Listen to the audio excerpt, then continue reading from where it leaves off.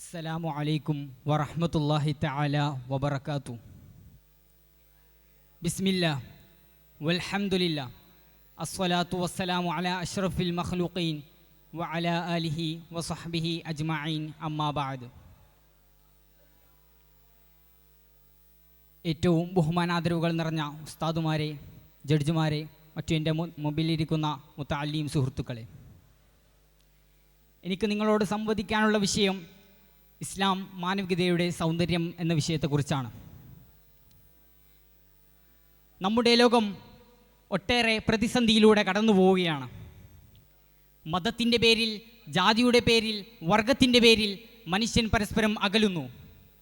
ഈ സാഹചര്യത്തിൽ അൽ ഇസ്ലാം മാനവികതയുടെ സൗന്ദര്യം എന്ന വിഷയം വളരെ പ്രസക്തമാണ്. ഈ ഒരു വാക്ക് നമ്മെ എല്ലാവരെയും ഒരുമിച്ച് നിർത്തുന്നുണ്ട്. അത് മാനവികത എന്ന വാക്കാണ്. മനുഷ്യന് എന്ന ആ ഗുണം സഹാനുഭൂതി, ദയ, നീതി, സേവനം എന്നിവ സമന്വയമായാണ് ഇന്ന് ഞാൻ നിങ്ങളോട് സംസാരിക്കാൻ പോകുന്നത്. ഈ മാനവികതയുടെ ഏറ്റവും പൂർണ്ണവും സുന്ദരവുമായ പ്രകടനത്തെക്കുറിച്ചാണ്. അത് അൽ ഇസ്ലാം എന്നാണ്. ഇസ്ലാമിൻ്റെ അടിസ്ഥാനം തന്നെ മാനവികതയാണ്. പ്രവാചകൻ മുത്ത് മുഹമ്മദ് മുസ്തഫ സല്ലല്ലാഹു അലൈഹി വസല്ലം തങ്ങൾ പറയുന്നു, എല്ലാ മനുഷ്യരും ആദമിൻ്റെ സന്താനങ്ങളാണ്. ആദം മണ്ണിൽ നിന്നാണ്. ഒരു അറബിക്ക് ഒരു അനർബിയുമായി, ഒരു വെളുത്തവന് ഒരു കറുത്തവനുമായി ഒരു സപ്രിയോറിറ്റിയുമില്ല. Superiority is the only the strong piety. ഇതാണ് ഇസ്ലാം നമ്മോട് പറയുന്നത്. ജാതി, നിറം, രാജ്യം, ഭാഷ ഇതെല്ലാം മറികടന്ന് നാം എല്ലാവരും ഒരേ കുടുംബത്തിലെ അംഗങ്ങളാണെന്ന് ഇസ്ലാം നമ്മോട് ആവശ്യപ്പെടുന്ന ആദ്യ കർമ്മം സലാം അർപ്പിക്കുക എന്നതാണ്. അസ്സലാമു അലൈക്കും, നിനക്ക് സമാധാനമുണ്ടായിരിക്കട്ടെ. ഒരു മുസ്ലിം മറ്റൊരാളോട് ആദ്യം ചെയ്യുന്നത് അവനോട് സമാധാനം പ്രവർത്തിക്കുകയാണ്. ഇതിലും മനോഹരമായ മാനവികതയുടെ ആമുഖം എന്താണ്? ഇസ്ലാം ദൈവത്തെ സ്നേഹിക്കാനും മനുഷ്യരെ സ്നേഹിക്കാനും പഠിപ്പിക്കുന്നു. പ്രവാചകൻ മുത്ത് മുഹമ്മദ് മുസ്തഫ സല്ലല്ലാഹു അലൈഹി വസല്ലം തങ്ങൾ പറഞ്ഞു, നിങ്ങൾ ഭൂമിയിലുള്ളവരോട് കരുണ കാണിക്കുക, ആകാശത്തുള്ളവൻ നിങ്ങളോട് കരുണ കാണിക്കും. ഈ വാക്ക് എല്ലാ ജീവികളോടും പ്രകൃതിയോടും നമുക്കുണ്ടായിരിക്കേണ്ട സ്നേഹത്തിൻ്റെയും കരുതലിൻ്റെയും പ്രാധാന്യം ഓർമ്മിപ്പിക്കുന്നു. ഇസ്ലാം നമ്മോട് പറയുന്നുണ്ട്, ഒരു പ്രാണിയെയും കൊല്ലരുത്, ഒരു മരത്തെ നിരാദരമായി വെട്ടരുത്, നദിയെ മലിനപ്പെടുത്തരുത്. ഇത് മനുഷ്യനെ മാത്രമല്ല സമഗ്ര സൃഷ്ടിയെയും ഉൾക്കൊള്ളുന്ന മാനവികതയുടെ ഏറ്റവും ഉന്നതമായ രൂപമാണ്. ഇസ്ലാമിൻ്റെ 5 തൂണുകളിൽ ഒന്നാമത്തേത് വിശ്വാസമാണെങ്കിൽ രണ്ടാമത്തേത് സക്കാത്ത് ദാനധർമ്മമാണ്. ഇതൊരു നികുതിയല്ല, മനുഷ്യ സ്നേഹത്തിൻ്റെ ഒരു പാഠമാണ്. നിങ്ങളുടെ സമ്പാദ്യത്തിൽ നിന്നും ഒരു ചെറിയ ഭാഗം നിങ്ങളെക്കാൾ ദരിദ്രരായ ആളുകൾക്ക് നൽകുക. ഇത് നിങ്ങളുടെ സമൂഹത്തിൽ സമത്വമുണ്ടാക്കുക മാത്രമല്ല, മനുഷ്യൻ്റെ ഹൃദയത്തിൽ നിന്നും ലോഭം, സ്വാർത്ഥപരത എന്നിവ നീക്കം ചെയ്യുന്നു.